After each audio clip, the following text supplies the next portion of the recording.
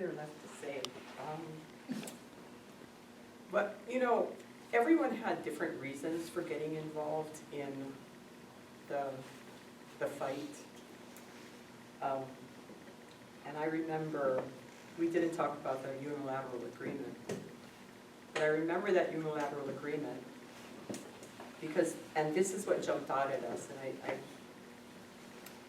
so this was with regard to Pulapoy Beach, and in the agreement, which was a document that was signed by the company with the county, there was this one statement. The park shall be open to the public every day of the year during designated hours as established by the company, except established by the company and, I'm sorry, except for designated areas on special event days. So not only designated hours, but designated areas on special event days. The opening and closing hours for each park and recreational facility shall be posted therein.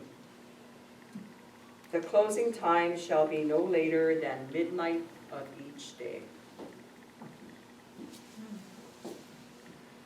It was our park. It was where we took our children. It's where our puna went to enjoy themselves. And here this company made an agreement with the county that they were gonna close the park and designate the hours and areas where we would be allowed to go. 7 months before the 87. Yeah, absolutely.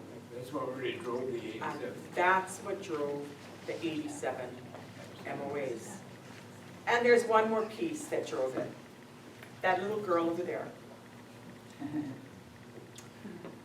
Her tutu, the family that took care of her so that I could teach, lived at Koele. And those of you who are here remember that Koele was being built. And there was a meeting at the Senior Citizen Center with Mr. Murdoch. And Mr. Murdoch shook, I believe it was Uncle Ernest's hand, and told him that they would not have to move from Koele. They didn't have to move. Their house was up where the Orchid House is now. I don't know what they call it now, but it's up where the Orchid House was, okay? And you know, these people were honest, humble people. And if you shook somebody's hand, that was better than having it on paper. So one day I go to pick up my daughter, and Tutu Rebecca's crying. Tutu, what's wrong? They're gonna come with the bulldozer. I'm gonna chain myself to the house. I am chaining myself to the house. And if they want to knock down my house, they're going to knock me down too. How could I not be involved? The spirit of Koele, which was the Richardson family, was being evicted to make way for a hotel. That's what got me involved. You guys remember that, right? Yep. That's why I got involved. Yep. You know? Some of you are too young to remember. But this man over here, who used to be criticized all the time because he was always making so much noise, you guys don't know that your parents were calling him on the phone every night to report to him what was going on. Yep. Because they were too afraid To speak up for to themselves. come to the hearings. They were too afraid. We sealed the membership list because they were afraid.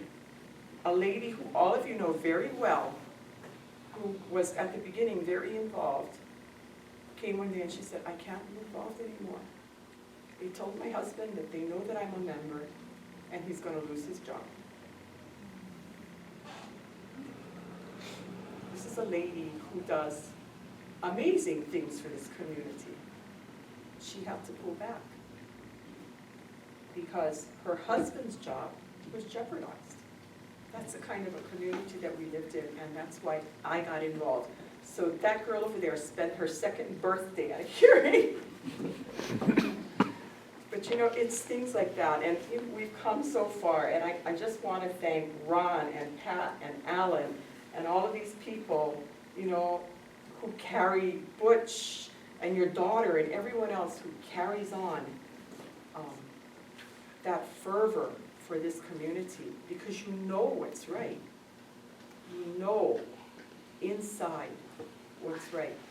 And so you go forward, but you understand our past, and I think that's a big problem with what's happening in Hawaii today. We, as a people, know, now we know our history. We know where we came from, and we stand firm on our history and our culture as we move forward into the future. It's something that makes us who we are. It makes us the people that we are. You know, whether you're Filipino or Portuguese or Chinese or Hawaiian or Caucasian, we know Hawaii. We know what we stood for. And we have that in our heart as we move forward. So that's, and it's a little bit off, I think, what you asked me to talk about, and yet it is who we are, and it is why we do what we do, and we continue to do, right? So even though I'm not here physically, please know that, you know, my support is always here, and my baby came home to be a part of the good things that make Limai what it is.